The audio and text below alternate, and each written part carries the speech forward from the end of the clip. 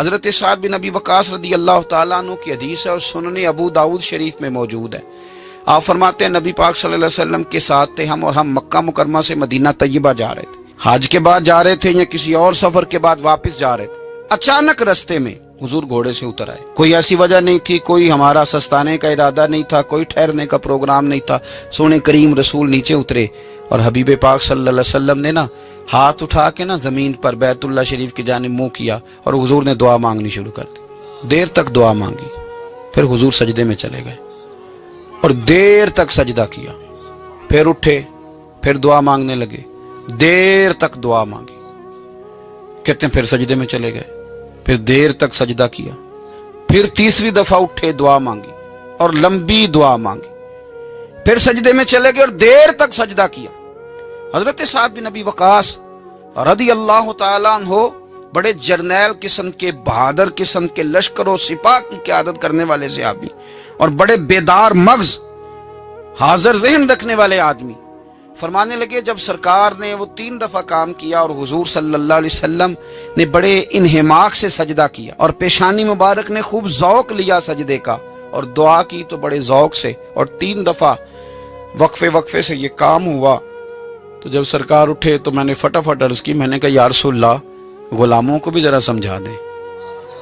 ہم تو روز ہی آپ کے جلووں کا نیا رنگ دیکھتے ہیں پر یہ بھی ایک انوکھا رنگ دیکھا ہے۔ فرمائے تو حضور فرمانے لگے میں جا رہا تھا، رستے میں پھر مجھے امت کی بخشش کا خیال آ گیا۔ یعنی مکہ سے نکل رہے ہیں، مدینہ شریف ابھی پہنچے نہیں، وہ بھی حرم ہے یہ بھی حرم ہے، یہاں بھی دعا حضور نے کی، وہاں بھی حضور ہر نماز میں کرتے ہیں، یہاں درمیان میں پھر خیال آ گئے اللہ انہیں معاف کر دے، اللہ انہیں بخش دے۔ تو حضور فرماتے ہیں میں نے ہاتھ اٹھا کے دعا مانگی اور میں نے لمبی دعا مانگی، میں نے مالک کو منایا، اس کریم کو راضی کیا، تو مجھے پیغام ملا کہ محبوب 1/3 امت اللہ نے بخش دیا آپ کی۔ تو حضور فرماتے ہیں میں سجدے میں گر گیا، پھر میں نے دیر تک اس بات کا شکر ادا کیا۔